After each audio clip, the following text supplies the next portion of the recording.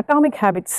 Atomic அப்படின்னா ரொம்ப சிறிய அப்படின்றது அர்த்தம் இல்லையா? ஆனால் அதோட தாக்கம் வந்து ரொம்ப பெருசாக இருக்கும். அவர் என்ன சொல்கிறாருன்னா, சின்ன சின்ன பழக்க வழக்கங்கள் தினசரி அன்றாடம் நம்ம வாழ்க்கையில் சின்ன சின்னதாக நடத்தக்கூடிய ஒரு மாற்றம் வந்து ஒரு வருஷத்தோட கடைசியில் வந்து ஒரு பெரிய ரிசல்ட்டை கொடுக்கும் அப்படின்னு சொல்கிறாரு. அதாவது டைனி சேஞ்சஸ் ரிமார்க்கபிள் ரிசல்ட்ஸ் அப்படின்னு சொல்கிறாரு. இப்போது 1% வந்து நீங்கள் தினசரி உங்களுடைய பழக்க வழக்கத்தில் ஒரு முன்னேற்றத்தை வைக்கிறீங்க அப்படின்னா ஒரு வருஷத்தில் வந்து அது வந்து ஒரு 12% மாறி இருக்கும்னு வச்சுக்கோங்களேன். இப்போது ஒருத்தருக்கு வந்து புத்தகம் வாசிக்கணும்னு ரொம்ப ஆசை. தினசரி ஒரு 10 பக்கம் படிக்கிறாரு அப்படின்னா ஒரு மாதத்தில் 30 பக்கம் முடிச்சிருப்பாரு. அந்த வருஷத்தோட கடைசியில் ஒரு 300 பக்கம் அவரால் படிக்க முடியும். இப்போ இதில் வந்து நிறைய விதிகளை வந்து சொல்கிறாரு. நமக்கு சுவாரஸ்யமாக இருக்கக்கூடிய விஷயங்கள், நமக்கு வந்து ரிவார்டு கிடைக்கக்கூடிய ஒரு விஷயங்கள், இதெல்லாம் வந்து நீங்கள் தொடர்ந்து கொஞ்சம் கொஞ்சமாக பண்ணணும். டெய்லி 1% இம்ப்ரூவைஸ் பண்ணணும். இப்போ எனக்கு வந்து யாராவது ஒருத்தவங்க ரொம்ப முடியாமல் இருக்காங்க, அவங்களுக்கு ஹெல்ப் பண்ணனா எனக்கு சந்தோஷமாக இருக்குன்னு வச்சுக்கோங்களேன். இப்போ புக்கே வாசிக்கணும், அவங்களுக்கு வந்து புத்தகம் வாசிக்க நான் ஏதோ ஒரு உதவி பண்ணுறேன். அந்த உதவியை பண்ணி அவங்க வந்து அந்த 10 பக்கத்தை வாசிச்சிட்டாங்க அப்படின்னா எனக்கு அது வந்து சந்தோஷத்தை கொடுக்குது.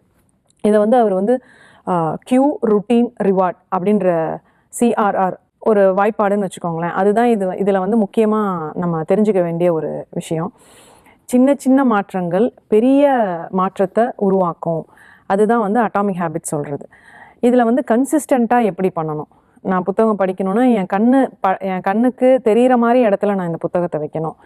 இப்போ நான் ஓடணும், காலையில் எழுந்திரிச்சு எனக்கு வெயிட் லாஸ் இருக்கணும், நான் வந்து காலையில் டெய்லி ஓடணும் அப்படின்னா நான் காலையில் எழுந்திரிக்கும் போதே என்கிட்ட வந்து அந்த ஷூ ரெடியாக இருக்கணும். நான் அடுத்த நாள் காலையில் போட்டுக்க போகிற உடை, நான் அந்த நடைப்பயிற்சிக்கோ ஓட்டத்திற்கோ நான் போட்டுக்க போகிற உடை வந்து தயாராக இருக்கணும். அப்போ நான் எழுந்திருக்கும் போதே அதெல்லாம் எனக்கு பார்க்கும்போது அது வந்து ஒரு கியூ தானே.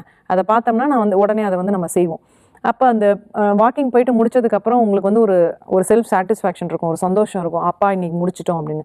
இப்போ இன்றைக்கி வந்து ஒரு 1/2 கிலோமீட்டர் நடந்துட்டேன், நாளைக்கு ஒரு 1/2 கிலோமீட்டர் நடந்துட்டேன், எனக்கு ஒரு சனி ஞாயிறு லீவ் இருக்குது, நான் வந்து 2 கிலோமீட்டர் என்னால் நடக்க முடியும் அப்படின்னா அதை வந்து நீங்கள் நடந்து முடிஞ்சோன்னா உங்களுக்கு வந்து ஒரு பெரிய திருப்தியை கொடுக்கும். நம்ம சாதிச்சிட்டோம் அப்படின்ற மாதிரி. அப்போ அந்த 2 கிலோமீட்டர் 5 கிலோமீட்டர் ஆகும், 5 10 ஆகும், 10 15 ஆகும். இன்றைக்கி வந்து மேரத்தான் ரன்னர்ஸ் நிறைய பேரை கேட்டிங்கன்னா அவங்களோட எப்படி ஸ்டார்ட் பண்ணாங்க அப்படின்னு கேட்டிங்கன்னா ஒருத்தருக்கும் ஒரு கதை இருக்கும். ஸோ அந்த மாதிரி உங்களுக்கு என்ன பழக்க வழக்கங்கள் நம்ம வாழ்க்கையில் ஒரு கோல் இருந்தால் போதுமா? அந்த கோலை வந்து ரீச் பண்ணுறதுக்கு என்ன மாதிரியான ஹேபிட்ஸ் என்கிட்ட இருக்கணும், அதை நான் வந்து எப்படி மாற்றிக்கணும், இதுதான் வந்து இந்த புத்தகத்தில் ரொம்ப ஸ்ட்ராங்காக சொல்கிறாரு. இது நிறைய பேரால் வாசிக்கப்பட்ட ஒரு புத்தகம், நிறைய ஹெல்ப் பண்ணுது. முக்கியமாக இன்றைக்கி இளம் தலைமுறையினர் வந்து இதை வாசிக்கலாம்.